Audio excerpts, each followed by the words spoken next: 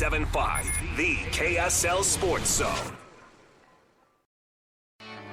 Welcome back, welcome back, welcome back. Welcome back. Yeah, man, how you doing? You good? I know you like that. I know you like Welcome into that. the Saturday Show, everybody. Hope you're doing well on this Saturday morning. I'm Jake Hatch, joined by Christian Esparza this week on the show. Christian, what's up, my man? How's it going? Doing all right. We are watching the Olympics here, and we got the marathon going on. What would you have to be paid? Like, how much money would you have to be paid to run 26.2 miles at any point in your life? Oh man, we're talking. We're starting off with a hot take this morning. Yeah. Realistically, I mean, it would have to be at least $10K. You could be bought for $10,000. I'm not gonna like it. I'm going to be paid far more than that. Taking more. Yeah. And see, like, I'd probably walk most of it, right? It'd probably take me a whole day. So you would have like stipulations. As long as I finish it, I'm getting the money. Yeah, right, Okay. right. Like, there's no way I'm cracking 4 hours. Probably not even 5 hours. No chance. I know that the St. George Marathon, which is a very popular one here locally, I have had multiple friends run it in the past. That one comes up, I think, in early October. Oh yeah. And people are like, I love marathon cycles, and I'm like, nope, Crazy. I'm out. Yeah, I mean, if you do like it, then all the power to you, because that is it's probably one of the hardest things that you can do. That's my favorite part of like these water stations. They're running through, they're just knocking things over. They're trying to grab stuff. Have you seen the videos of like where one person who's like a jerk will like push all the water off the table? Yeah, it's like, oh, okay, yeah. That's a classy move, yeah. So these guys are elite athletes. There's no doubt about it. So that's what we got going on the TV today. But welcome on into the Saturday Show. Hope you all are doing well out there wherever you're tuning in from. Now, we've got a lot to cover ahead on today's show. We're going to talk some football. Well, we'll talk a lot of football. We got training camps underway in the NFL and locally in the college ranks. The Olympics are coming to an end. The closing ceremonies are tomorrow. Crazily enough, it feels like in many respects it flew by, so we'll talk a little bit about that. We'll also dig into some other topics in terms of the NBA, Utah Jazz, etc. So we'll get into all that. But Christian, you got a highlight of the week for us to kick us off here? I do, and this is something I talked to you about earlier in the week, but I'll bring it back up for the listeners. I'm just barely getting into golf this year. Yes. I'm very new. I have not gone a lot. But it's taking over his life, everybody. It is. Last Sunday I went and I almost got my first birdie ever. And that's the highlight of my week, Jake. Almost getting a birdie. It's such a surreal feeling, and at first I was really angry that I missed the putt barely. I was so close and I was frustrated at first. But like this whole week afterwards, I've been like, man, I was that close. I was so close to getting a birdie. Like, that's so cool. Well, okay, here's the thing. I actually can remember, and this is how my mind works. I can remember the first time I got a legitimate birdie in my life. I would say 13. I was in junior high school. And any of you who grew up or know about Utah County, there's this old course called Cascade Golf Center. It's right at the mouth of Provo Canyon. It's now closed. Vivint owner Todd Peterson actually bought all of the land, and he actually has 3 or 4 of the holes that are still up there that he has like maintained. You have to be apparently a buddy of his to be able to play it, but it's hole number 3 of the old front 9 of Cascade. It's a par 4, dead straight away, right back towards the clubhouse. I uncorked a really, really nice drive, chipped it up there, and rolled in about a 10-foot putt for birdie. And I would tell you, Christian, when I got that, it felt like I won the Masters. Yeah, so any listeners out there who are like, oh, man, this guy is excited about not even getting a birdie, like almost getting it, like, you got to understand, I'm really new to the game. Yeah. This is like the first summer that I've went. Yeah. Not even consistently, maybe twice a month, I guess. Okay. Well, hey, that's a big part of it, just playing consistently. Yeah, so I'm very new to the game, and to see myself get better every week, like, that's what's got me hooked. Yeah, the thing about it is, this is a sport, Christian, and you're I can tell you're starting to get it. It's dangerous. It will consume your life. Yes. Let's put it that way. I can tell. It's a ton of fun. All right, we got Parker producing for us today. Parker, you got a highlight of the week for us today?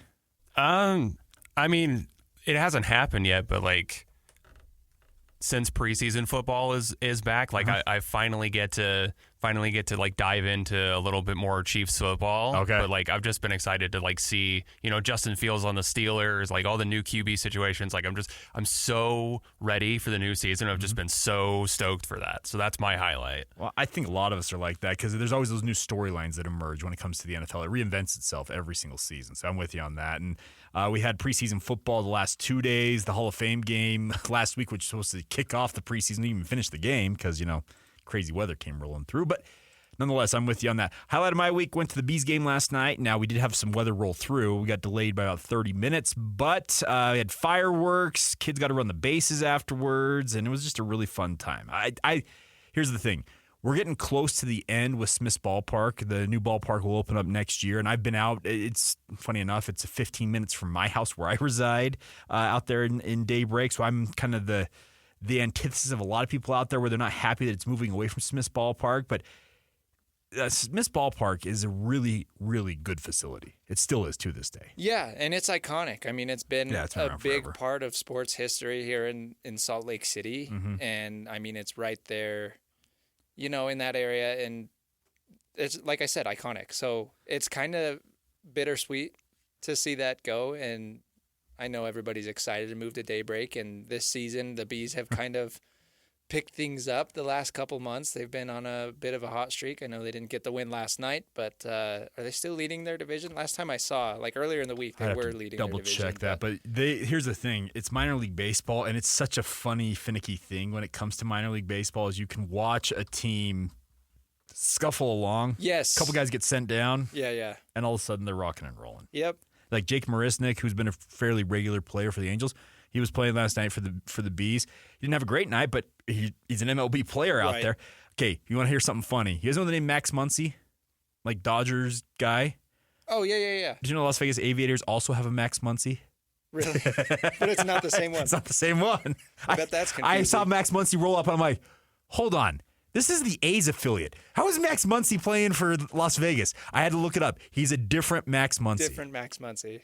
What's that? So there's apparently 2 Hunter Renfroes. Oh. But so there's a Hunter Renfroe that played for the Vegas Raiders. Okay. And then there's a Hunter Renfroe on the Kansas City Royals. Yes. And I just had to do a double take. I'm like, that's not the same guy, right? Like, how is there 2 Hunter Renfroes? Well, and they're 2 very different body types, too. Blew my, like I was just, it just kind of blew my mind for a second. Like, whoa, weird.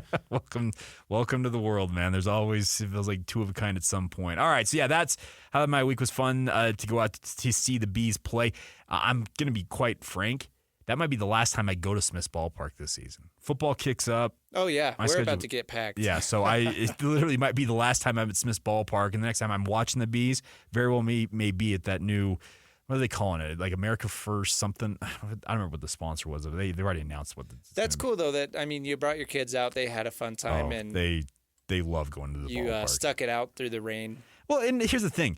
It's one of those routine summer rainstorms, thunderstorms that roll through Salt Lake. We have that adage here, give it 15 minutes and it'll change. Exactly. It took about 20 minutes and it went from like absolute downpour. Yeah. And then all of a sudden, beautiful. It was like, and it dropped really it dropped to like 80 degrees. It was perfect. Double rainbow. We did get because you know how when they're pulling the tarp off the field, they don't stop for anything because it's all about momentum. We did have a member of the Bees staff fall under the tarp and had to endure the ignominy of having to wait for that tarp to go all the way over the top of them because they fell very early on when they started pulling that tarp. And I was like, oh, no. Oh, yeah. So you can see it coming. I felt That's for funny. them. Yeah. So the Bees are on top of the division right now because they have 2 halves of the season. So they are currently they are a game and a half up on Las Vegas, who they're taking on in that series this week. Sweet. So, Go Bees. All right. That's a lot to start the show. But let's dive in and get to the real meat and potatoes portion of today's program. Christian, let's talk quarterback battles. Yeah. Now, we're going to start at Utah. There's different storylines. We're going to talk about BYU and Utah here. Utah, there's no question who the guy is. Are you sure? Just kidding. Okay, I was about to say, it's like, you know something that I don't know? Cam Rising is the guy. Now, the biggest question, because it's got to be answered at Utah with his injury concerns, yes, is who's number 2? Who's number 2? Yeah. Okay, I look at this, and on its head, you bring in Sam Heward, who's a former 5-star all-everything prospect, went to Washington, and then found himself as kind of the odd man out in the rotation up there at the school that his family is most famous for, because the Hewards and Washington go together. His dad and his uncle both start quarterbacks there. Yeah. But he ultimately decides he needs to go find a new place. He goes to Cal Poly last year, had a decent season, and now he comes in and he's competing for that number 2 job with the chance, in theory next year, that when Cam Rising moves on, he could become the guy. But then there's some young hotshot freshman by the name of Isaac Wilson. Oh, yeah, I've heard of him. Some guy, and Zach Wilson's his older brother, Isaac Wilson, who he wasn't even graduated, and he started playing spring ball with the Utes before he had technically graduated high school. And the other thing about it is, he's supposed to have had knee surgery at some point here, and he still hasn't had that surgery, to my knowledge. Oh, wow. I didn't know that. Did you not hear about that? No. There was something he needed to have surgery on to fix an issue with his knee. It's not like it's a debilitating thing, but it's kind of been just sitting out there. And they were thinking it was going to happen, and it hasn't happened, to my knowledge. Yeah. So that's interesting. And then there's this guy named Brandon Rose, who last year going into training camp, everybody was thinking, okay, it's him or Nate Johnson. That's who's going to be the heir apparent to Cam Rising. Yeah. But Brandon Rose took a pretty gnarly injury in training camp last year, and we never saw him last year. He missed almost the whole year. I think he could have played at the end of the year, and they chose to continue to hold him out. They kind of erred on the side of being cautious. And Yeah. I get all that. So you've got some sound here you want to play. Yeah. So this was from Kyle Whittingham earlier in the week. Somebody asked him about the quarterback situation Naturally. and if there's been any separation in the battle for QB2. This is what Coach Whittingham had to say. Taking care of the football, number 1. Getting the team in the end zone, number 2. You got to move the sticks along the way. You got to make first downs. But in order to do that and take care of the football, great decision maker, get the ball out on time, have command of the offense, have command in the huddle. I mean, there's a myriad of things that he needs to do, but it all starts with taking care of the football. All right. So that is what Kyle's looking at in terms of what he wants from his quarterbacks. I can tell you, having covered Kyle Whittingham for a long time, you could take any training camp answer he's given in the last 20 some odd years that he's been a coach, and that is what he believes in, taking care of the football. If you are reckless with the football at quarterback at Utah, more often than not, you're not going to see the field for very long. That's why they value Cam Rising so highly. Yeah, I mean, that's their style of play. Go out, win with your defense and your ground game. Mm-hmm. If your quarterback, don't screw it up. Well, and you're right. And there are people out there who will tell you that's held Utah back, because that's the mentality. Like, don't screw it up for the rest of the team here for the quarterback. Yeah. Which can, in some ways, handcuff a quarterback. Right, because sometimes they'll make a mistake and then let it eat them up the rest of the game. So, all right, so let's get to the other question that Kyle answered about what he wants to see from the backup position.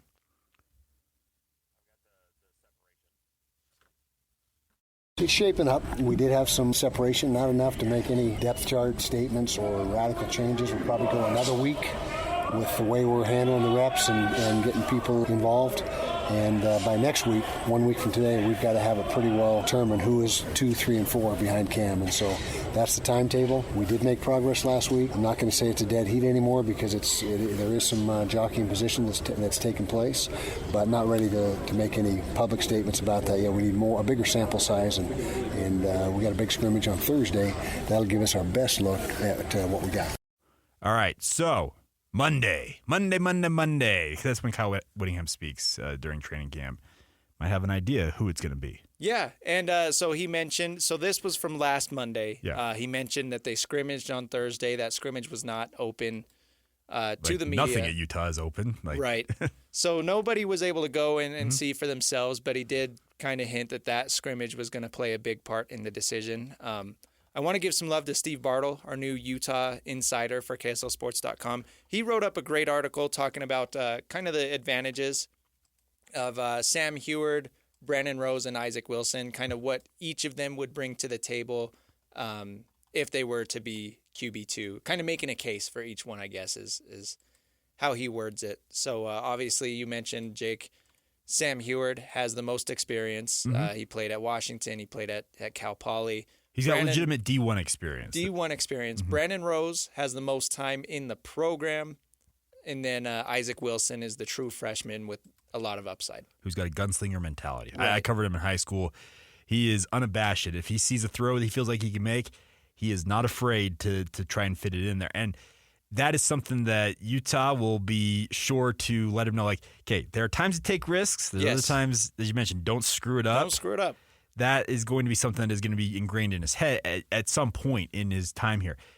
I am very interested, Christian, to see ultimately who of these three, if it comes to it, gets thrown on the field. Yeah, who do you think? So Whittingham hinted that there's somebody pulling ahead, but he didn't want to drop any hints. Who do you think that it is? If you had to place a bet. If I had to place a bet, I think it's Sam Heward.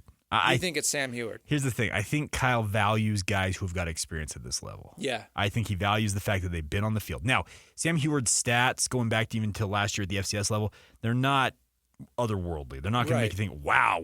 But the thing about it is he knows what it's like to be in the heat of the battle, to use that expression, at this level. And I think that early on, so heaven forbid something happens to Cam Rising in the early part of the season, I think they would put Sam Heward out there just because of his experience factor. Yeah. And it's nothing against a guy like Brandon Rose. It's nothing against Isaac Wilson. You simply have not seen them in said environment. Right.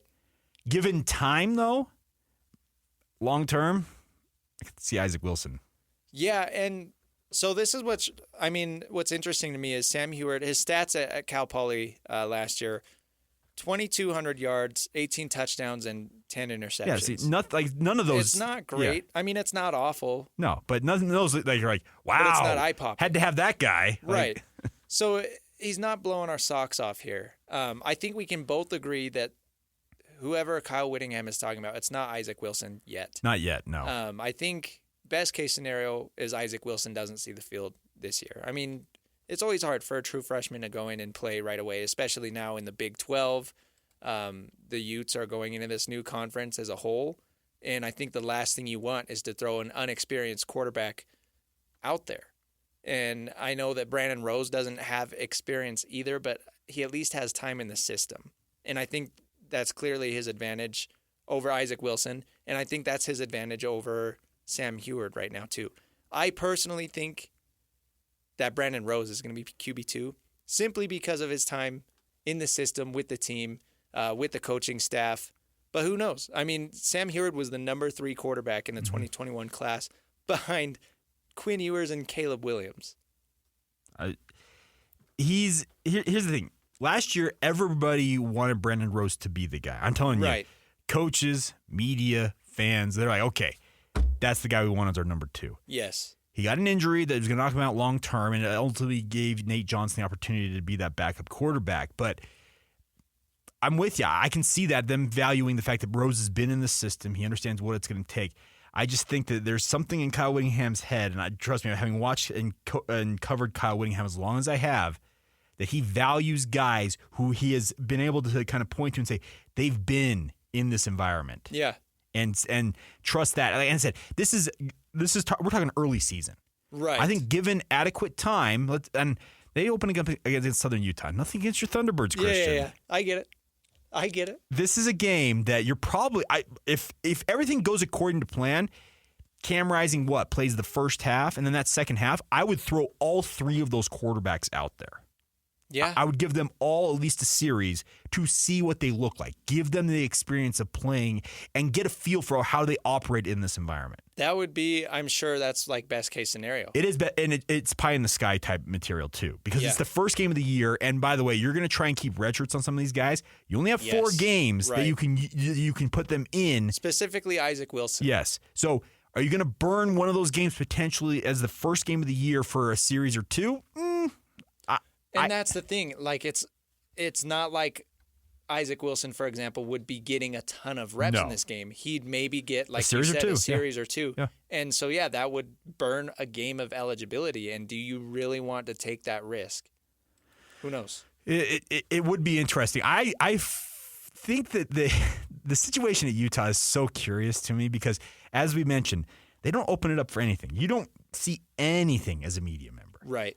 I've been on at BYU, and I've watched well over, at this point, at least 2 hours worth of practice and a lot of team sessions with Gary Bohannon. Across 4 practices? We've been now to 4. We've been to 4 different practices so far. And the Utes run it differently. They don't have any practice open. No availability at all. Now, the funny thing about it is you look at the situation, Utah has to find somebody to be there just in case Cam goes down. Yeah. Best case scenario, Cam is fully healthy and he leads you to a Big 12 championship and a college football playoff berth. That is the best case scenario in all of this. But his injury history suggests, and I'll just say it's not even just Utah specific.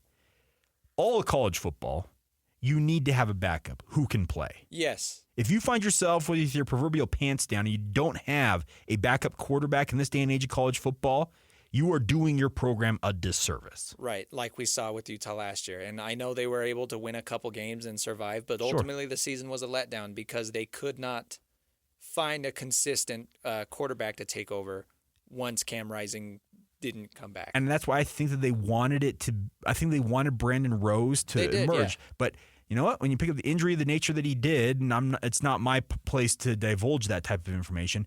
He was knocked out long term, so you had to go with Nate Johnson. You had to work with what you had. And you're right; they never really kind of settled on a guy and who essentially said, "No, I'm going to step up." Right, on this. because Bryson Barnes opened the season. Hey. They decided he was not quite getting it done. Mm-hmm. They let Nate Johnson get the opportunity. Led them back to a great win at Baylor. Right, who can forget that? And that was a fun game, yeah. But ultimately Nate Johnson wasn't able to hold on to the job either, and they went back to Bryson Barnes. And then they ultimately started Luke Batari at one point. And then you get to the bowl game, and it's like, okay, what are we even doing now, right?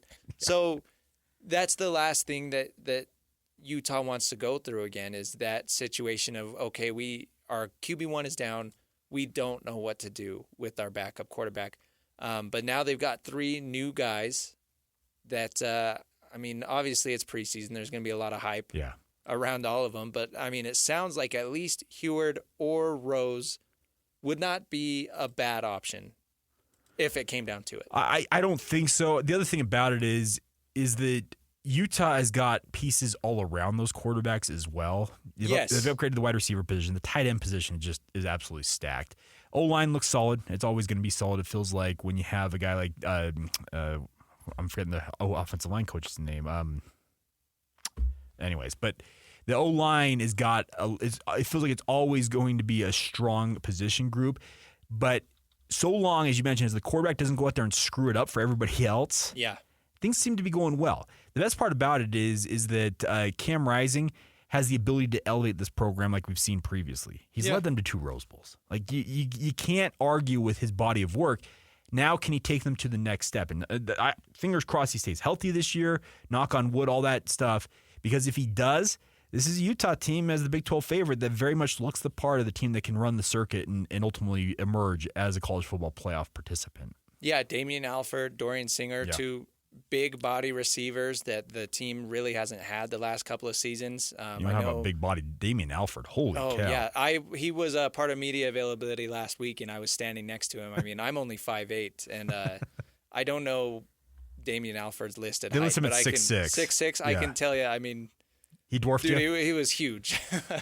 I should not have been standing right next to him. Okay, well. It was probably embarrassing for me. It's okay. But that's the thing about it is they've got a lot of talent. We'll see what they do. Now, we went to talk about BYU. We'll flip that over. We'll get to that on the other side here. We'll talk about what's the situation at BYU because it's completely different. BYU doesn't even know who their QB1 is. Right. We need to dig into that next. We'll get to it right here on 97.5, the KSL Sports Zone.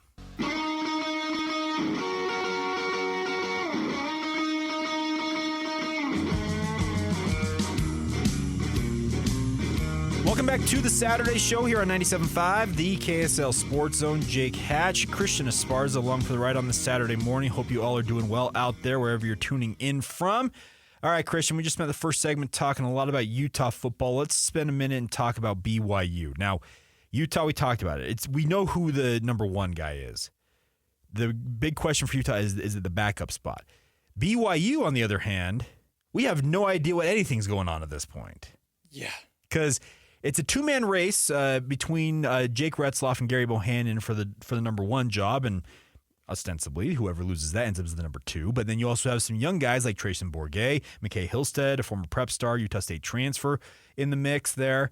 There's a lot of quarterbacks in Provo competing for playing time right now, but honestly, I've got very little feel for where things are going because there's people that are on both sides of this right now. Yeah, and the kind of weird thing about this one is that if you remember coming out of spring ball, all the reports were that Gary Bohannon didn't really live up to expectations. I mean, it didn't look like he was fully healthy. He told us that. I sat in an interview with him where he said, guys, my shoulder, I haven't been able to, he used the term, I haven't been able to fully let it rip. That's the term he used. I was in there with Kevin Reynolds from the Salt Lake Tribune and Jay Drew from the Deseret News. There's the three of us interviewing him, and he said that literally into a microphone. Do you think he was supposed to say that? Depending on the coach, no. So I can appreciate his blunt honesty about it, though. Right. Regardless, that's a red flag, though, coming out of spring ball. Sure. But what's interesting, though, is everything that I've seen, and you can correct me if I'm wrong because you've been at the practices, it seems like this last week, Bohannon has made some plays. I mean, I know Mitch was talking about a big 40-yard run that Bohannon ripped off in practice. Let me talk about that play in particular. Okay. So what it was, and people have been saying, and I know Mitch may have said this, it was a read option. It was not a read option. It was not a called QB run. What it was is Gary Bohannon dropped back to pass, play kind of develops, he's sitting in the pocket evaluating his options, and then as good quarterbacks do, he's looking around the field, he sees no options. Well, the backside pressure for BYU at too far upfield, it opened a seam in the defense. Gary Bohannon scoots through it, and I'm telling you, acres and acres of grass were in front of him. He takes off, and Gary's had really good speed his entire career. I watched him carve up BYU in 2021 down in Waco when he was the starting quarterback for Baylor. Yes. He did it with his legs in many respects against BYU. He has got very good speed. As soon as he escaped that pocket, there was no backside contain. Everybody had vacated the space, and Gary was on his own. It was 40, 45 yards. A safety ended up touching him right, and I love fall camp because they have the thud drills. Like, you touch a guy, he's down, and you got the offensive was, no way, he wasn't. And Jay Hill talked about this. And then you got other guys who are like, no, he was down, like the defensive coaches. They counted him down on the 5-yard line or something like that. It was right there on the right close to the goal line. In a real game, I would have liked to see where that ultimately ends up, but I was really impressed by that, his vision, to be able to realize, hey, you know what? That defensive end is out of his lane. He got too far upfield. I'm going to scoot over here because essentially he was trying to create time for himself. Yes. I think as soon as he stepped out of the pocket there, saw that there was 0 people there. He's like, gone. And so that is the upside that Gary Bohannon brings to BYU. I mean, looking at his career stats, in 2019 he had 42 carries. 2021 he had 76 carries. 2022 he had 60 carries. Mm-hmm. Sorry, I might need glasses. I can't see that well. Regardless, You're getting old, dude. He's a quarterback that he's not afraid to tuck it and run. And the other thing about this is there's been this misnomer label applied to him saying that he needs to come in and learn BYU's offense. Everybody. He's not had to learn BYU's offense. The offense he ran at Baylor is Jeff Grimes' offense. Guess where Jeff Grimes came from? Well, guess what offense he installed at BYU? The offense that Gary Bohannon is running. Right. Aaron Roderick has tweaked it a little bit, but not much. The principles are the same. Exactly. The base concepts of this offense are the exact same. Gary came in and was able to understand, I would conservatively say 80% of the offense the second he walked in the door. Yeah. And that has given him an opportunity to be right in the mix. He has made a lot of good plays of late. He had 2 very nice throws. There's 2 freshman wide receivers that BYU fans are excited to see. Tei Nakua, Puka Nakua's younger brother, the last Nakua in the clan, had a great catch. He's a true freshman out of Timpview High School. A great catch across the middle from Gary Bohannon. And then Cody Hagan, former Corner Canyon star, had a nice catch as well. Gary throws a very, very pretty ball. It's as all of us who are football fans, there are quarterbacks who throw a pretty ball. There's other quarterbacks who just kind of get by. Yeah. Gary throws a pretty ball. You watch it, like, okay, it's a nice arc on it, nice tight spiral. You're like, okay, it's visually appeasing. You slow it down and it just looks perfect. It's just revolving in the air, and you're like, wow. Yep.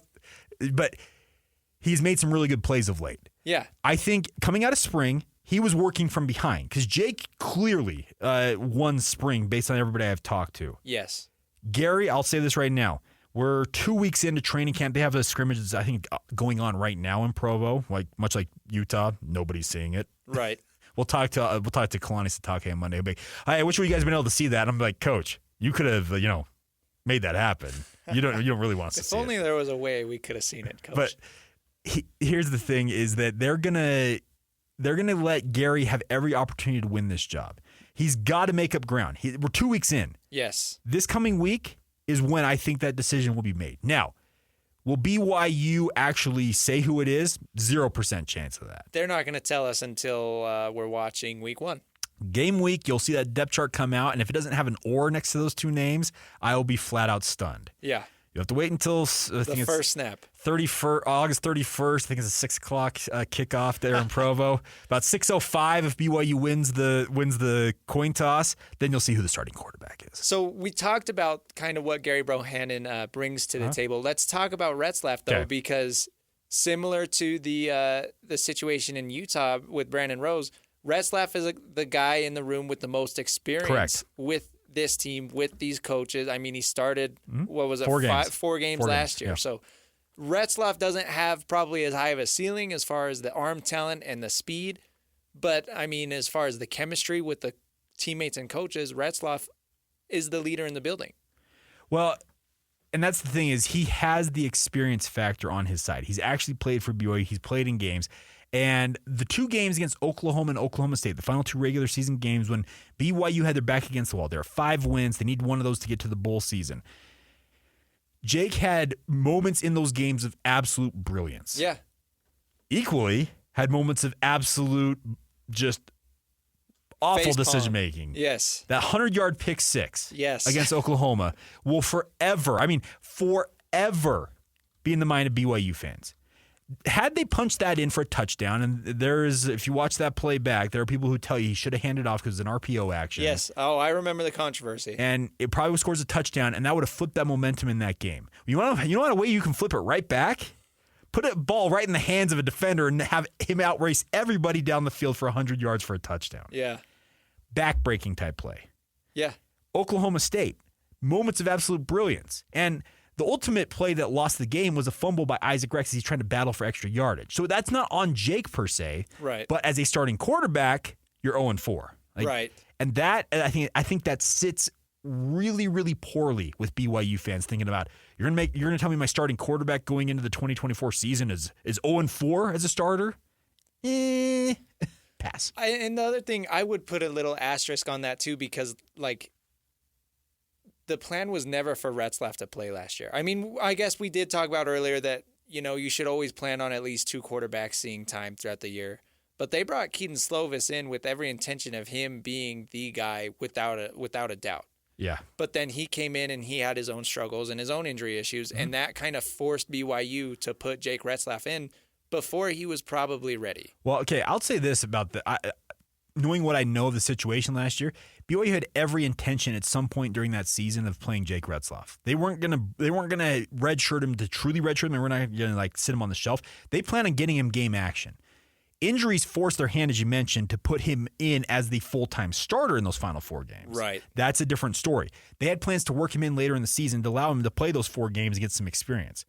It changed when Keaton Slovis got injured, and that is where things stand right now, is that, yeah, Jake has got the most experience at BYU right now, but if you want to use the horse racing analogy, Gary Bohannon's on the rail, and he is charging hard up the track. So do you think that Retzlaff has the tools to kind of pull ahead in a quarterback competition? He's been ahead the whole time, and he's got to continue to kind of maintain his lead here. I think he has tools. I don't think that Jake doesn't have the tools, but I'm telling you, everything that I'm hearing / what I've seen in practice is that Gary Bohannon is giving it every effort to take this job away from Retzlaff. It's a curious thing to watch how these storylines kind of play out. Now, as we mentioned, are we really going to know until week 1? TBD. Right. Things I think will leak out of practices. They always do. But it's going to be curious to see if Jake can essentially hold off, if he can stay ahead in this race, but also equally, can Gary Bohannon chase him down? And if you wanted to go first week for BYU camp, I think Jake Retzlaff's lead was fairly safe. Right. Now, the second week is wrapping up here. Getting a little shaky. It seems like I said that Gary Bohannon's charging up that track. So this next week is going to, you said they're scrimmaging right now, yeah, and then they've got another week of practice. It seems like the next 7 days are going to be instrumental for deciding this starting quarterback. I think so, because the situation is that if they don't settle on somebody, I think fairly quickly, because I think after this week, essentially, you're moving into game week prep mode. I know that Southern Illinois, and you need to know, at least in the program, who the guy's going to be. You invest those reps in them. Right. And I'm sure, all the wide receivers want to know who they're going to be catching it from. Yeah. Trust me. The offensive line needs to know who they're blocking for, especially with a guy like Bohannon who is not afraid to use his legs. Well, Jake's not afraid to run, by the way. Right. He may not, I would say top end speed. Gary's a faster athlete. Jake's more than willing to run as well. But you're right. You as an offensive lineman, because trust me, I talk to a bunch of them. Connor pays on my podcast that I do every week, and I can tell you that Connor says, as an O lineman, when you're kind of like wondering where your quarterback is at times, you need to have an idea. Each quarterback has his own tendencies in the pocket, and for the line, that'll make you look bad if you don't know where your quarterback is and you give up sacks because of that. Yeah. So regardless, with the whole offense, everybody needs to know, even if it's not, the media and the general fan who knows, the team and the offense, they need to know relatively soon. Yeah, they do. And I think that this coming week, I'm saying that we're not necessarily going to know it probably out in the media per se. Right. But I think in the program, and Aaron Roderick said it himself. He said that at some point, every time he's gone through these QB battles, it's become very clear at some point who the guy is. He says, I don't have to make the decision. I think everybody, including myself, sees it. Yes. If that hasn't happened already, I think in this coming week, that has to happen. Or you're going to have to kind of do what Aaron said he's never had to do and ultimately make the call as a coach and say, hey, you're our guy, and tell the other guy, you're number 2. But the other thing about this, we talked about this in the first segment, backup quarterbacks play a lot. Right. Whoever ends up losing this race, they got to stay engaged. For better or for worse, because it's almost, sure, injuries can always happen, right? Mm-hmm. But it's also, in my mind, kind of a bad thing if you name the starter and then a couple games into the season, it's like, okay, he's not really getting it done. I guess we have to pivot. And who knows? That you may have to. Cam Rising came out that way, and it ended up working really well. Yeah. Trust me, their Utah fans will tell you they would have beaten BYU that season had it been Cam Rising at quarterback. Right. They went with Charlie Brewer. Decisions have repercussions. So sometimes the QB1 to start the season is not always the right decision, but you want it to be. Yeah, absolutely. Because here's the thing. Coaches are human beings. They don't want to be wrong. Yes, but they make mistakes. And sometimes they do. The ultimate thing is you're going to see this QB battle. I think even going into the season, the non-conference slated games, whoever ends up winning that job, they got 3 games to really firmly establish that they are the guy. If there's any question after that, going into Big 12 play, they open up against Kansas State as their first Big 12 game. And that's a doozy because Kansas State, they were only one first place vote behind Utah as Big 12 favorites. Is that game, that's when it really, I think, matters. Yeah, BYU has such a tough stretch from September 21st, that Kansas State game, to October 18th, the Oklahoma State game. They play Kansas State, Baylor, Arizona, Oklahoma State. So it's just, you look at this, and I don't really envy Aaron Roderick and Kalani Sitake's decision because they've already got fans hopping mad. Because the way last season ended, it didn't sit good with anybody. You're 0-5 to finish the year. They were 5-2 at one point last year. It's like, you got to win one more game to go to the bowl season. And it's not quite hot seat, but it's definitely, there's a sense of urgency, and everybody can feel it. Yeah, so you're going to have to look at the situation at hand and understand that there is going to be questions asked all season long, no matter who it is here. Every quarterback's going to be under a microscope. But also understand that coaches are paid to their jobs rely on the players who make plays for them out on the field. They make the decision as to who is going to start, what the game plan is going to be, etc. But players make plays, and if the players don't play the way that they're supposed to, that is when jobs are lost. That's when they lose playing time. They lose playing time. Coaches lose jobs eventually. Yes. So I really look at the situation at BYU. It's a very curious one, but I think this coming week might be the pivotal week in all of it. Yeah, and I can't wait to hear what Kalani Sitake has to say on Monday. Like we've said, he's probably not going to say anything of value. We're still evaluating. We're looking at all options, but they're both competing hard. Right. Yeah, we might have to clip Sorry that. to spoil the surprise, everybody. We'll clip that and play that side by side with what Kalani says, and it's probably verbatim. All right. We will come back on the other side. We'll get to technical fouls, talk about some of the stuff going on in the sports world. We'll get to that next, right here on 97.5, the KSL Sports Zone.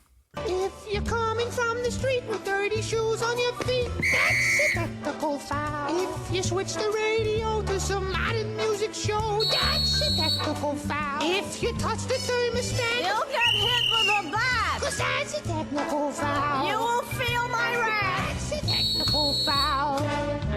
Personal foul, 69, offense. He was giving them the business. A technical foul.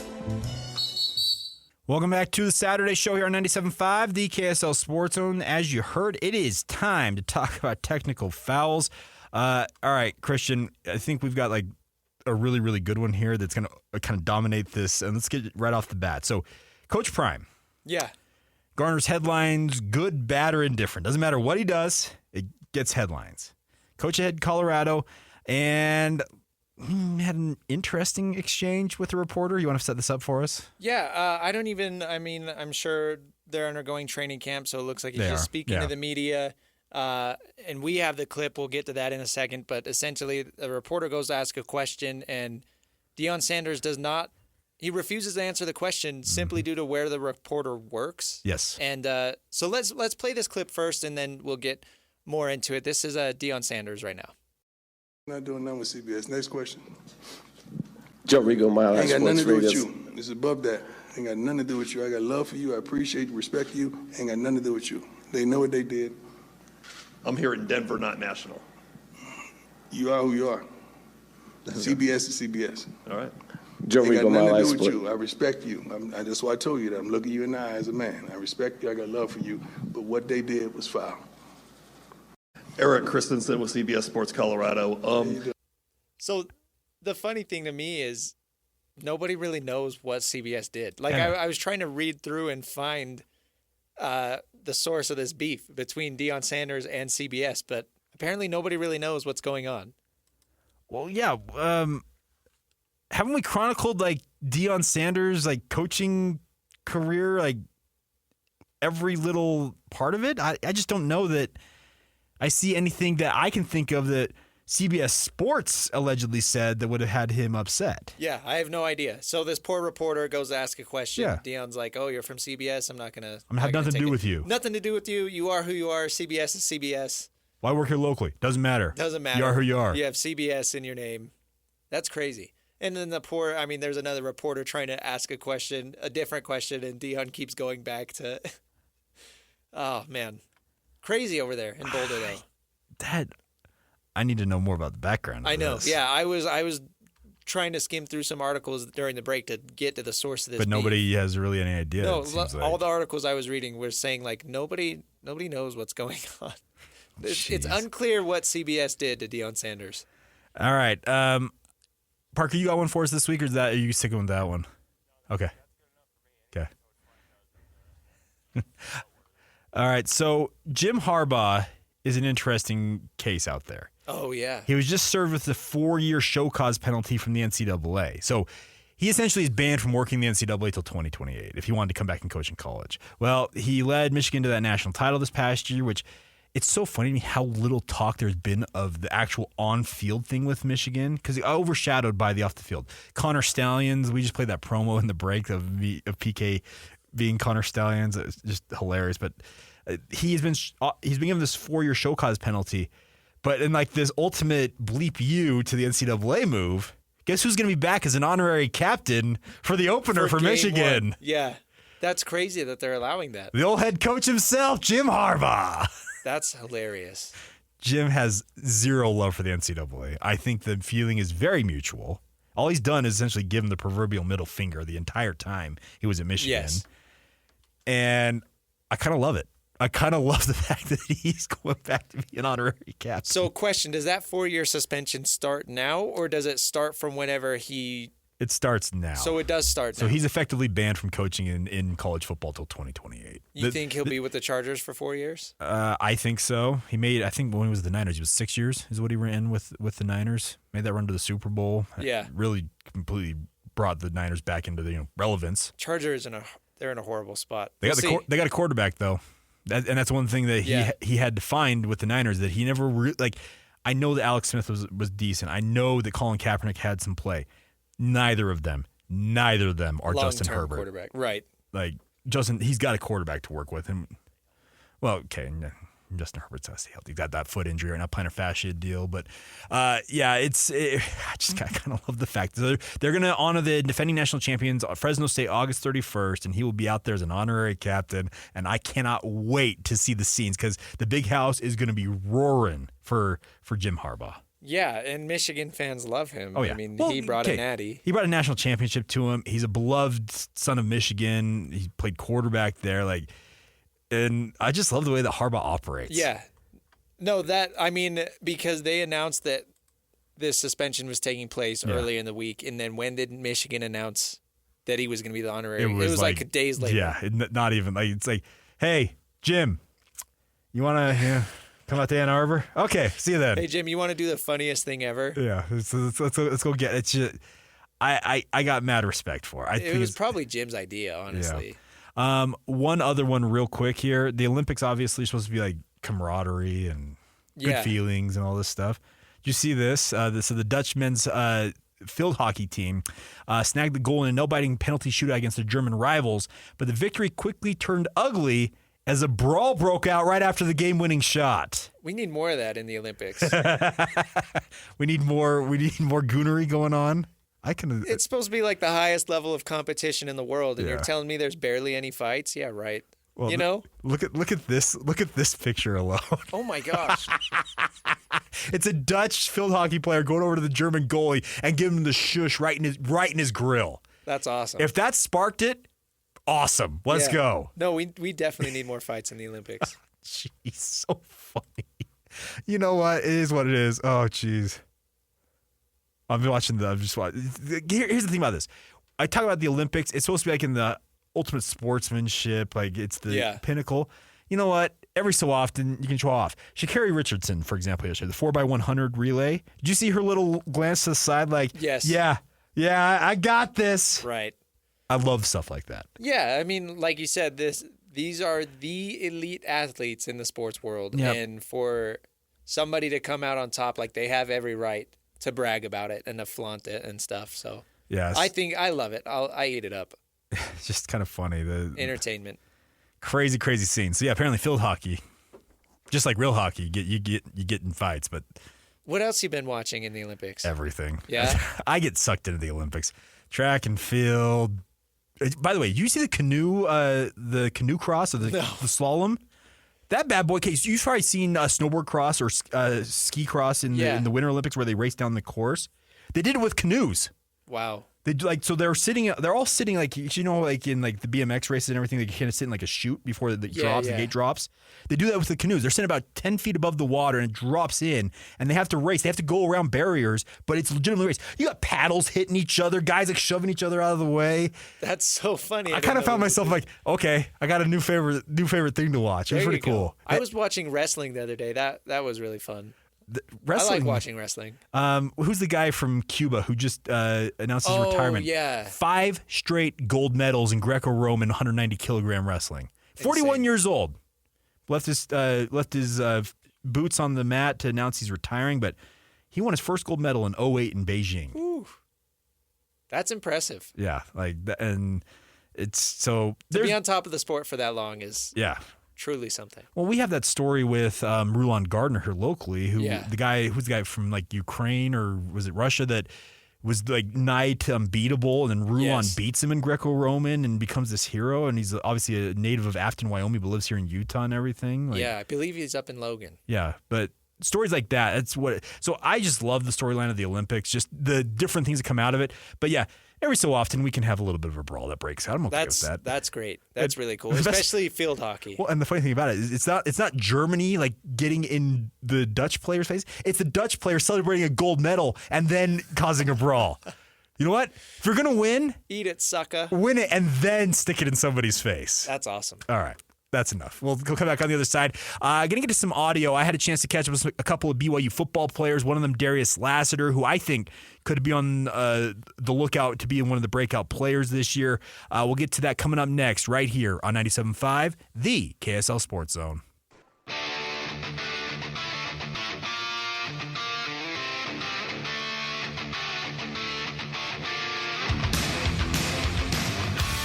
Welcome back to the Saturday show here on 97.5, the KSL Sports Zone. Hope you all are doing well on this Saturday morning. Hour 2 of the program underway right now. If you missed it, by the way, any part of the show, we podcast it. We put it up hours. We put up interviews. Do all of that stuff so you can consume it on demand whenever you want. So please encourage you, if you're just tuning in, to check that out. We are awaiting the start of the Bears at the Bills. The Caleb Williams era about to begin in Chicago.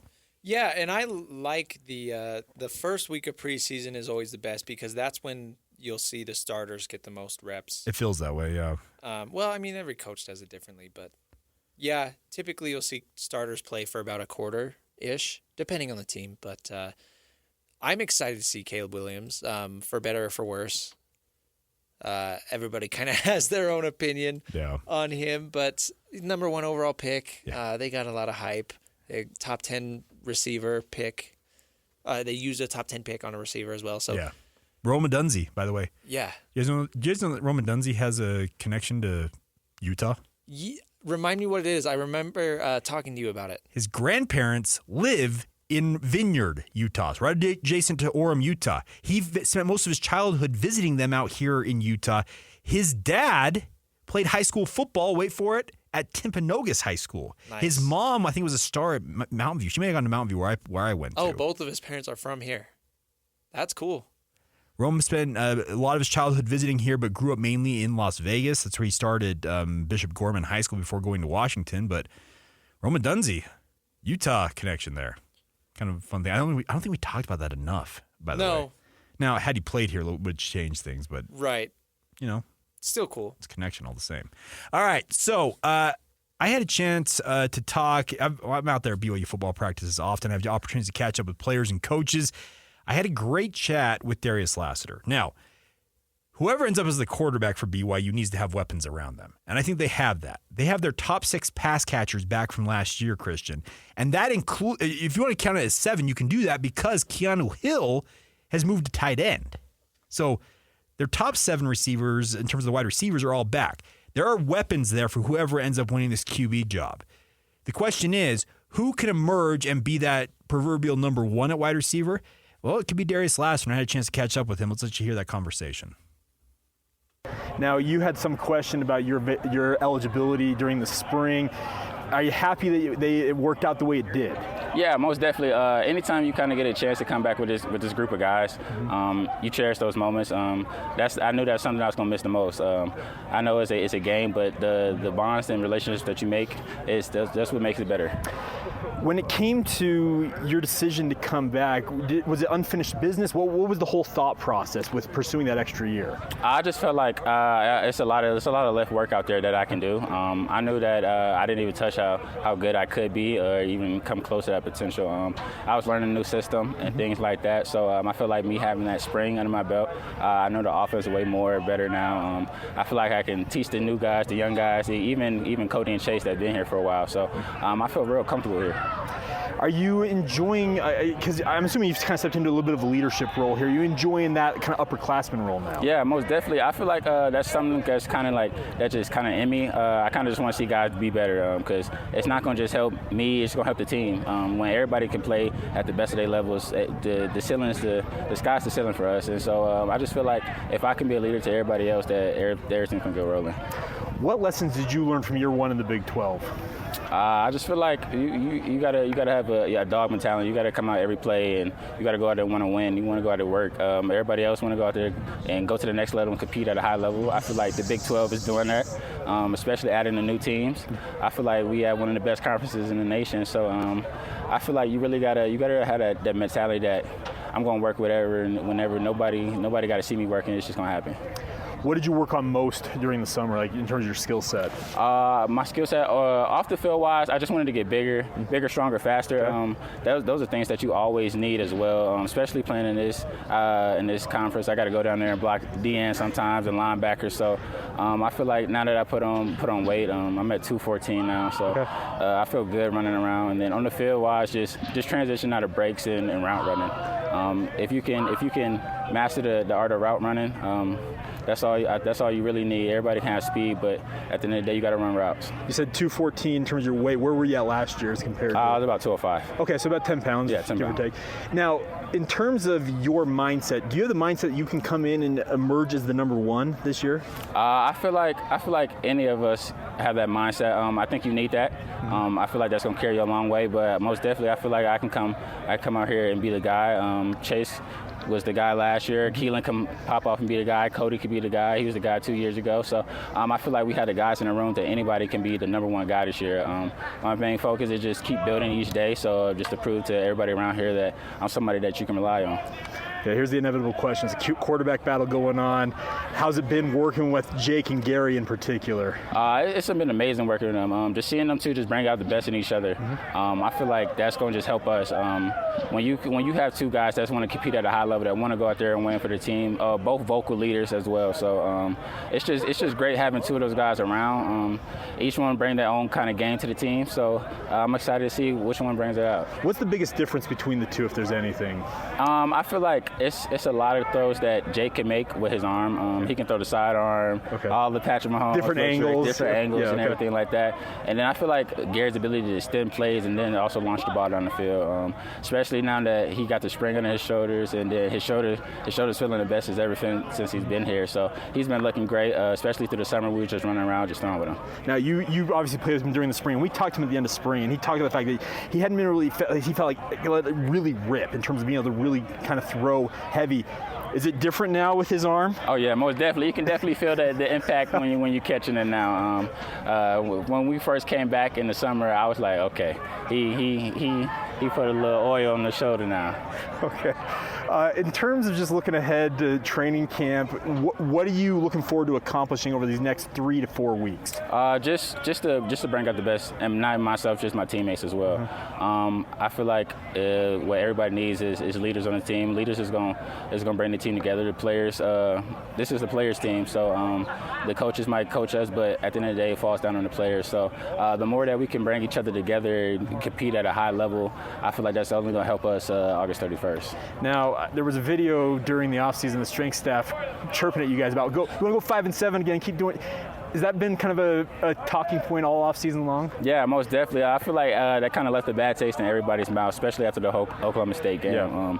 We knew that we didn't play our best at all, but we still found a way to keep games close. Not saying that we like that at all. We want to win at the end of the day, but it's a lot that we can build on and improve. But it's a lot of stuff that we didn't do that we also learned from. So I feel like everybody was eager to get here. I could tell that from the first team meeting when we first got back in January. Everybody was hungry. Everybody wants to go out here and work. We got something to prove. Not a lot of people believe in us, but everybody in here on this team believes, and so that's all that we need.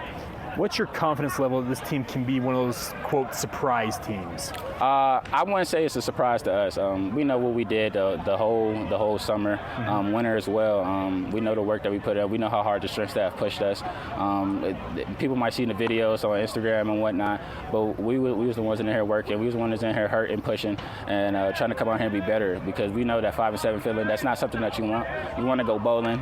You don't want to go home before December. So everybody's in here. We're hungry. We're just ready to go. Last thing for me is, what's the messaging been from the coaching staff going into the season? Just to let the outside noise, just to let them talk. We don't got to feed into that. Everybody know the type of players that we have on this team, the type of coaches. Whether you might hear something bad on the internet or not, talking about OC receivers, whatever it might be. We know we trust A-Rod. He's been doing this for a very long time. So a lot of stuff that he does and that people don't see, they just kind of put the blame when we kind of lose and things like that. But I trust Coach A-Rod with my career. That's where I signed here. So I believe in this team. There you go. Darius Lassiter stumping for his OC there. Yeah. I really liked your question about the differences between the two quarterbacks, between Retzlaff and Bohannon.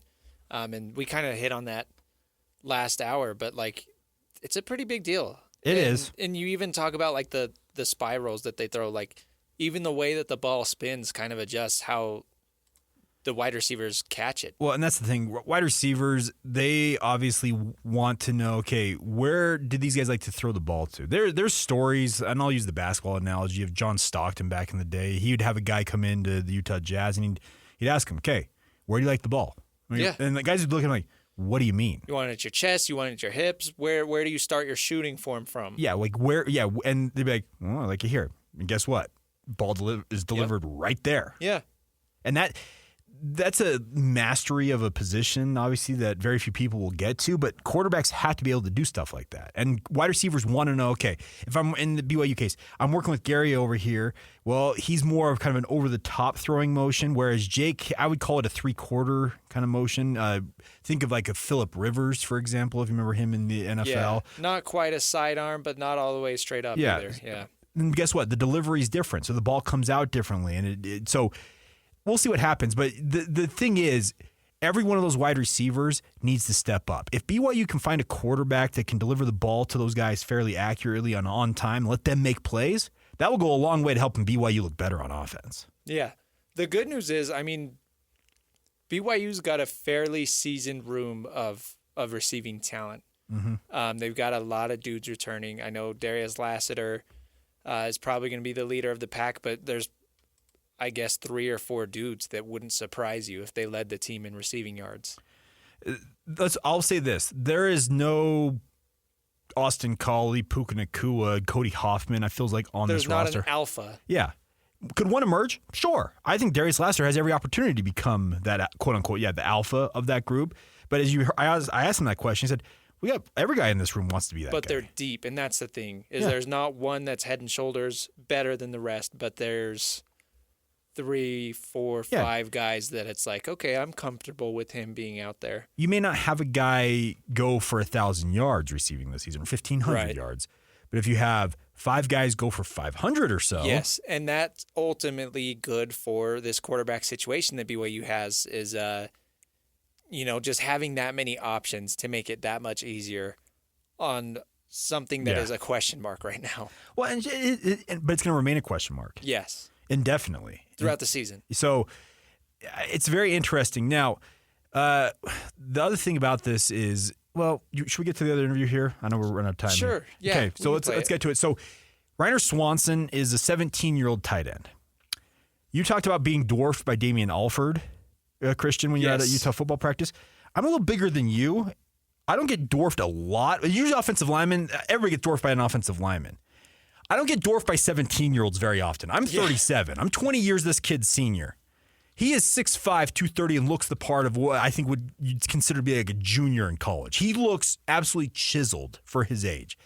He's a fun-loving kid, but he absolutely can ball, and I think he's got a self-awareness that kind of belies his age as well. So let's get to the conversation I had with Ryner Swanson. How are you adapting to life as a true freshman tight end playing for BYU football? Yeah, I've adapted for sure. I'm cool with like every member of the team.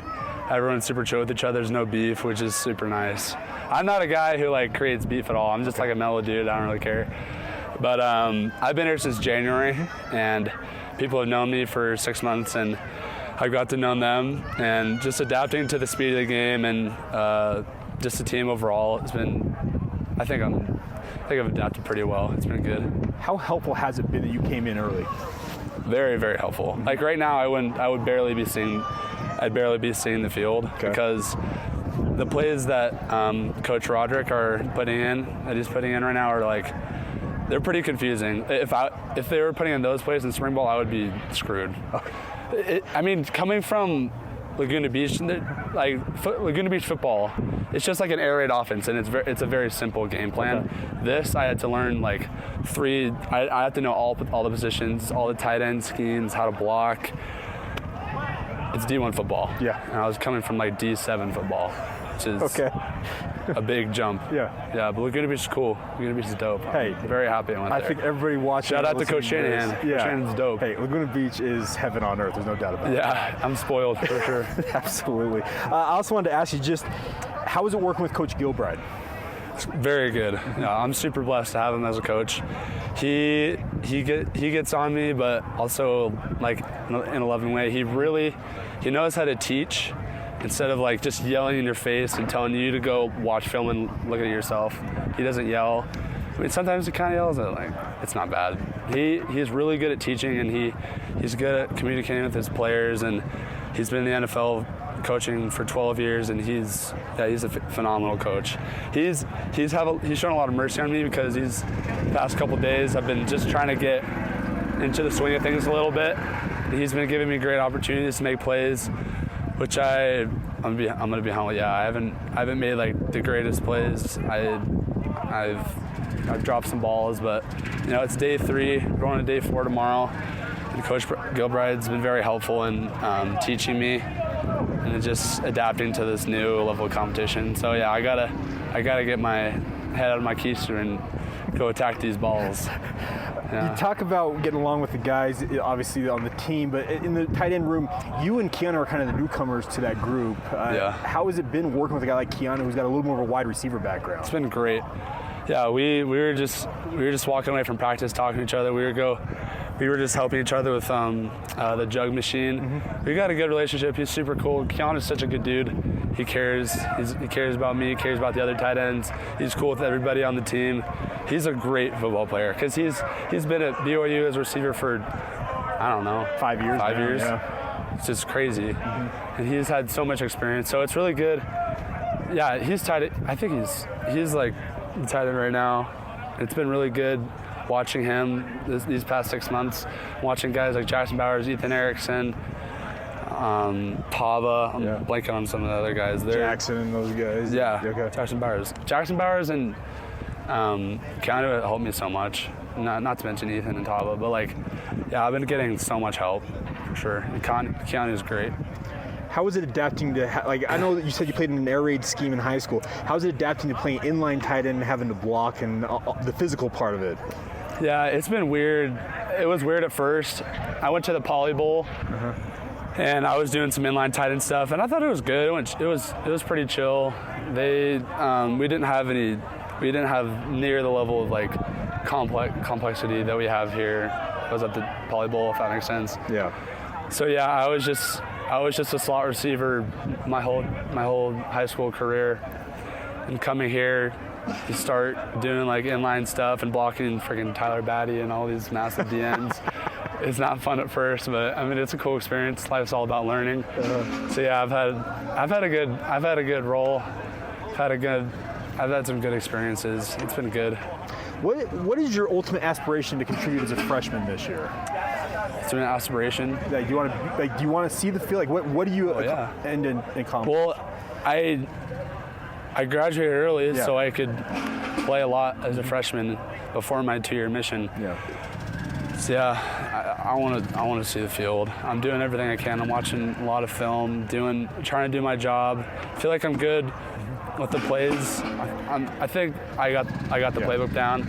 Obviously, there's a bunch of mistakes I make, and everyone else makes. We're all human. But that's my goal. It's been my goal for a couple of years now. All I could think about is just playing as a true freshman and getting a touchdown, and just hearing Lavelle Edwards go crazy. Yeah. How exciting is it to consider you're going to be playing in the Big 12 and playing all across the country against Utah and the like? That Utah game's going to be nuts. I'm really excited for that. Yeah. We're going to get flamed, but that's just football. Yeah, Big 12 is going to be super cool. Playing in Florida, that's going to be awesome. Kansas, all these big-time schools, great all-time programs. So yeah, I'm super blessed to be at BYU. Right now, I came at a good time right as they're going to the Big 12, and yeah, we're all adapting. We're all getting used to it, and it's been good. We're getting much better. There you go, Ryner Swanson, and I'm telling you, he looks the part, he sounds the part of the California Surfer vibe, but that is just him away from the field. I'm telling you, when you see him on the field, it's a kid who is driven to be good. And you rarely see 17-year-olds see the field in college football. Do not be surprised to see Ryner Swanson playing this fall for BYU. Well, especially at a position like tight end, that's I mean, you're basically a lineman and a receiver at the same time, so you have so much to learn. Yeah, and he admitted, he's like, trust me, I'm swimming a bit here. Yeah. But if he is able to see the field as a 17-year-old, like, no doubt that is very impressive. Yeah, so very impressed with him. Obviously, he's got a lot to prove because there's a lot of other tight ends on that roster at BYU that have got plenty of experience that they've been in the program, et cetera. But that's the fun part. Best play. That's been the mentality all along, and the mentality it should be. So good to catch up with him. All right, coming up next, we'll come back on the other side. We'll touch on some other topics we have not had a chance to touch on quite yet today. I like to call it 5 minutes of, and we'll get to that next right here on 97.5, the KSL Sports Zone.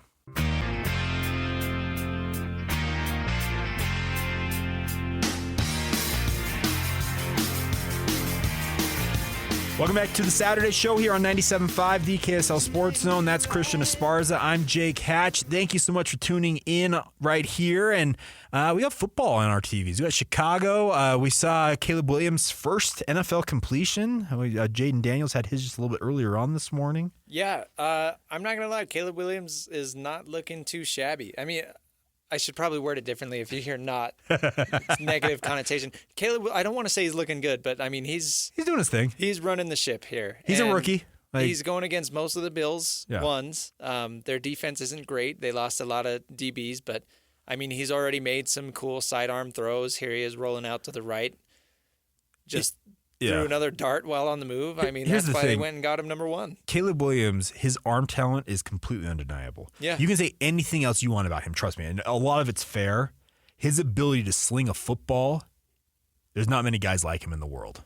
Like the guy on the other sideline in this game, Josh Allen, is one of those guys. Yeah. Josh Allen's also 6'5", 250, and just built like a truck. But yeah, his ability to sling the football. There's a lot of other fair criticisms of Caleb Williams. You cannot take away the fact that kid's got elite arm talent. And that's why he's the number 1 pick. Any other preseason games you're going to be dialed into? I'm going to check out my Niners. Yeah. Get a look at them. And now, here's the thing with the Niners. Do I expect any of those big guys to play? No, because they already said Christian McCaffrey's not playing in the preseason. He's got a calf strain, and you wrap him in bubble wrap because you know what you got in him. I'm just interested to see the Brandon Ayuk situation, what's happening there. That's a mess. Did you see, apparently there were reports that the Niners and Browns agreed to a trade, and then Brandon Ayuk said, I don't want to play in Cleveland. I don't want to play for Cleveland. I don't want to go to the mistake by the lake. Yeah. I don't blame him, but... No, I don't blame him either.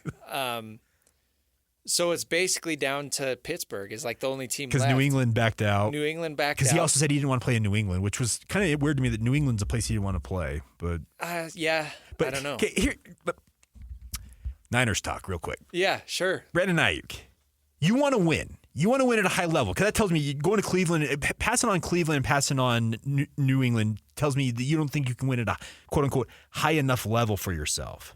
Yet Pittsburgh is. But yet Pittsburgh's option. that.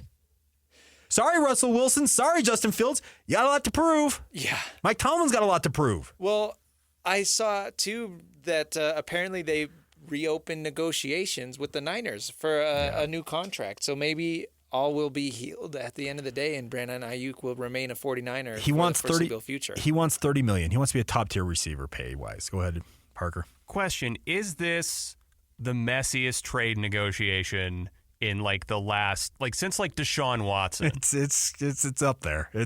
It's just there's so much mixed messaging from both sides on this. Yeah. Because you're seeing him dap up guys like John Lynch, and he's like, "Oh, everything's good." Right. They worked out a deal, and then the next day, I want out. Well, and I don't know if you've been keeping up with the whole Pretty Ricky situation on Twitter. There's apparently this guy on Twitter who, and he has had some bombs, okay? So he's beating the big insiders like Rappaport and Schefter to these big bombs. He did it in free agency. Yeah. There were a few deals that he announced before the big insiders did. This random account, he doesn't have like his face or real name associated at all. Anyways, he broke the report that the Steelers were trading for Brandon Ayuk, and that kind of started everything. Okay. Yet it hasn't happened yet. And then you've got Schefter and Rappaport who they'll report their side of things, sure, and then they'll kind of take slight jabs at this Pretty Ricky guy on Twitter saying like, oh, don't believe these guys that pay for check marks on Twitter who are just making things up, and sometimes they hit and sometimes they miss. it's funny seeing how media is handling all that because anybody can buy a blue check mark on Twitter. I bought one. No, I'm verified. Now, funny enough, I did get verified before like you could buy it. Like, and I remember I woke up one day and like, you've been verified on Twitter. I'm like, what? Like, how did I pull that off? And now, like I made it. Locked On, the network I do my podcast for, actually did that. They applied for me apparently. I was like, cool, I'll take it. But you're right. Anybody can quote unquote become pay for a check mark. Yeah, if you want to. So this Brandon Ayuk situation, I mean, he's a really, really good wide receiver. Top 15 in the league, definitely. And we'll see where that goes with preseason just ramping up now. I can't wait to watch my Broncos tomorrow, 11 a.m. versus the Packers.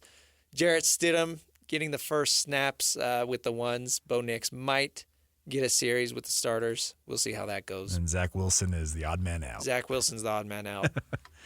Here's the thing. The NFL preseason is intriguing to me only when it feels like you see one, like these rookie quarterbacks in particular, first chance to see them. Yeah, that's always fun. Outside of that with the preseason, I'm just like, yeah. When it's a bunch of scrubs, like bring your playbook tomorrow, but you're playing in the game like the night before. Right. We were talking about earlier, like the second half of the Pittsburgh Steelers game last night. Like nobody wants to watch Kyle Allen.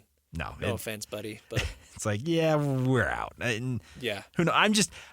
It'll be interesting to see where things kind of land. And I obviously like to track the local guys like Britton Covey, who are challenging. By the way, Britton Covey challenging for the number 3 wide receiver job in Philadelphia. I hope he gets it. The kid deserves it. He's absolutely incredible.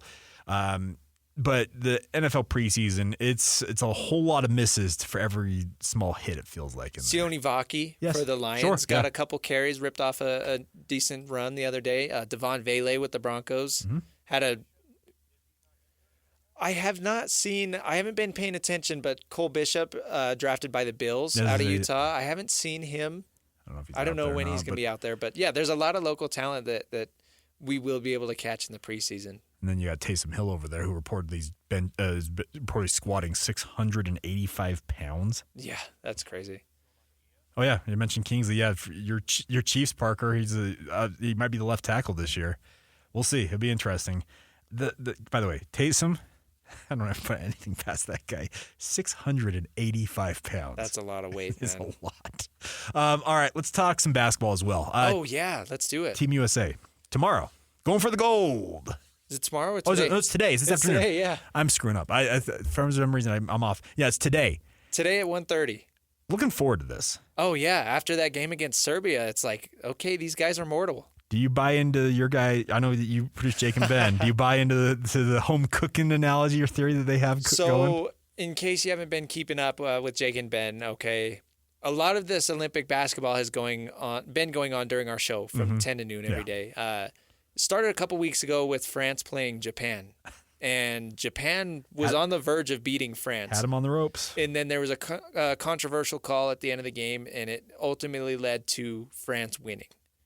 Of course, the Olympics are in Paris. Mm-hmm. So then Jake and Ben kind of got rolling like, oh, maybe they've got the officials in their pockets, right? Then you go back to France, Canada. Oh, jeez, yeah. And that one, like the free throw disparity, France shot like 15 more free throws. Any ball that seemed like a 50-50 call, it would go France's way. And so it does beg the question, like it's a fair thing to ask, okay? Are the home refs pulling for the home country to win? Now, are they going to do that in the gold medal game? I don't know, Jake, but it's like, it makes you wonder. Makes you wonder. Well, the other thing, so it's going to be Team USA versus Team France. Yeah. Joel Embiid, who has French citizenship, right, was considering playing for France's national team. Yeah. By the way, can you imagine a front line of Joel Embiid, Victor Wembanyama, and Rudy Gobert? That would be an incredible front line. Yeah, and now Joel Embiid is getting booed every time he touches the ball. He's been vilified. Yeah. French fans are letting him have it. He says this, frankly, I don't understand why I've gotten a lot of criticism from the crowd. They're going to boo me. I'm going to go back at them and tell them to suck it, and it's going to be fun. Yes. So, and that's an interesting situation, too, because Joel Embiid is... Okay, first I'll start off with I got to give credit where it's due. I don't think Team USA gets past Serbia the other night without Joel Embiid. He had a dominant stretch where, he got a bucket, got a block, got a bucket. Like, he was doing big things, okay? But then there are other times, like I tweeted in the first half, like, get him off the floor. Like, there are times where it's like he is unplayable. Yeah, you're right. But I hate watching him because he's so big, yet he's always on the ground.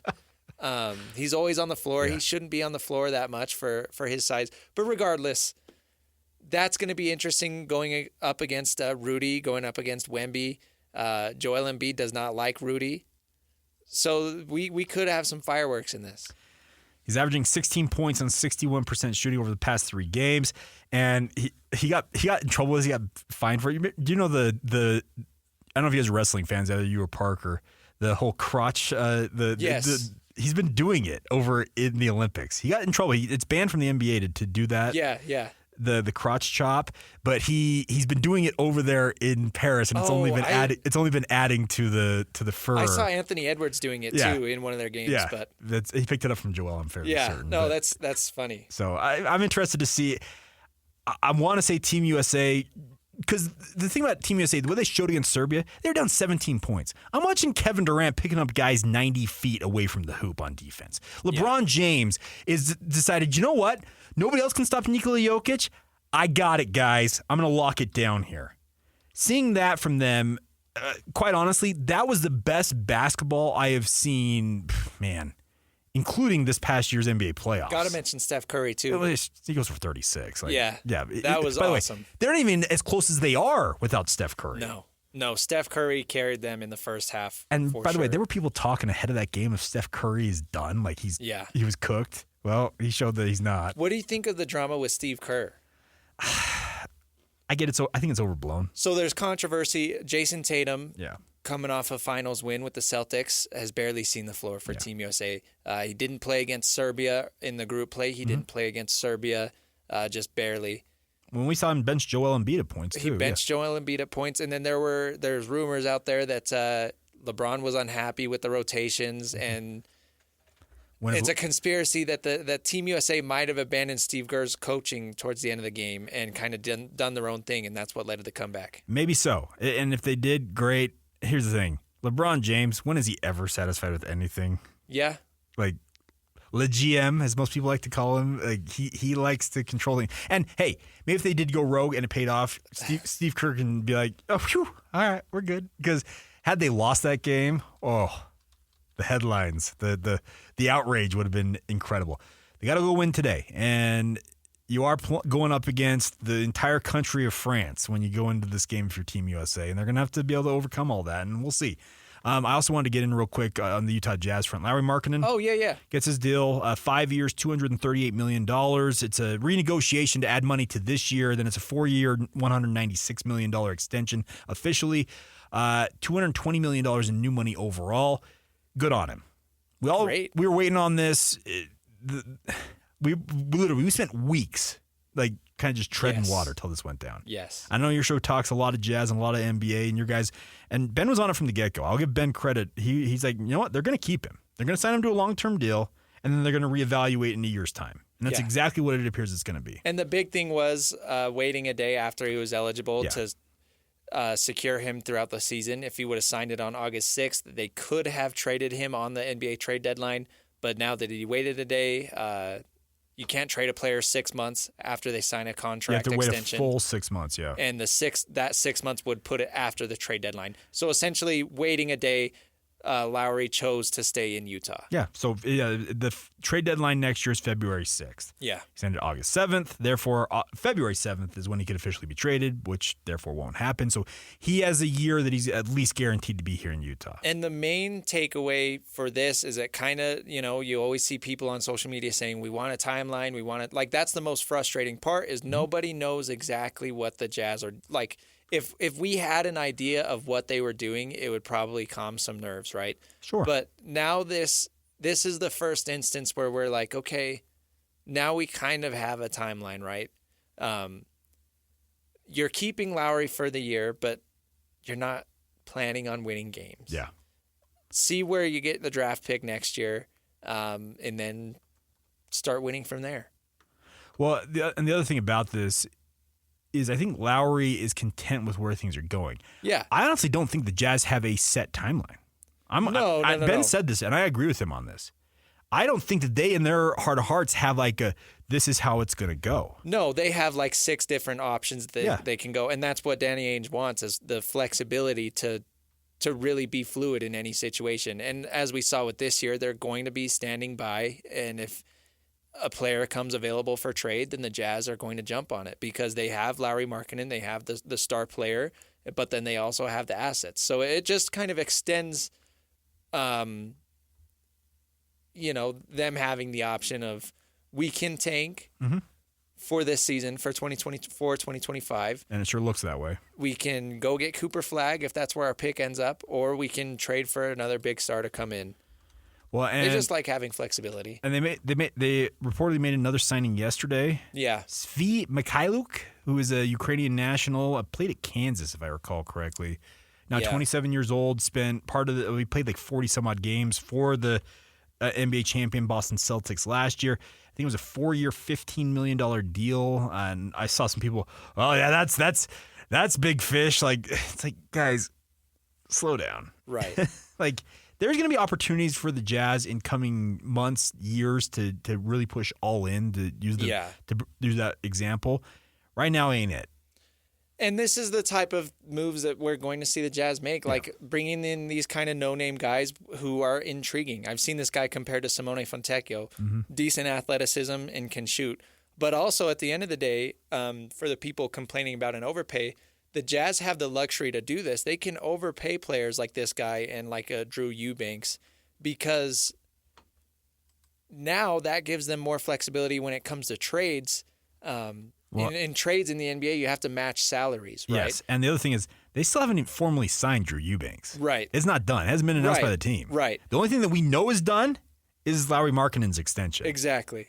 So overpaying for these players, I mean, from the outside, it might not seem like a smart move, but when you think about it, it's like, okay, that can give them more flexibility to match salaries in trades if they need.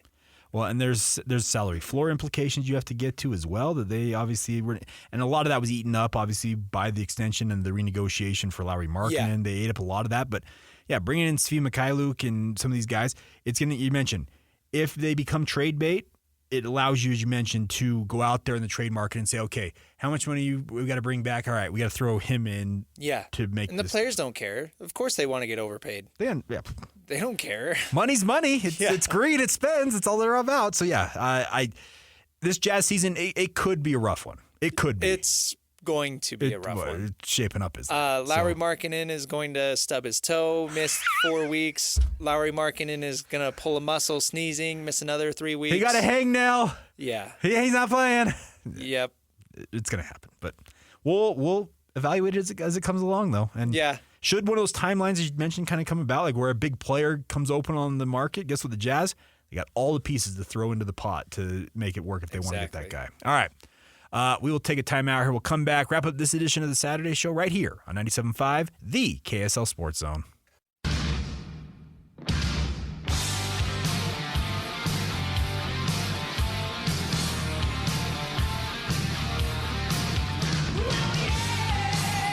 Welcome back to the Saturday Show here on 97.5, the KSL Sports Zone. Wrapping things up on this Saturday morning. Thank you to all of you for tuning in. All right, Christian, we talked earlier about the Deion Sanders deal and him having a squabble with CBS Sports.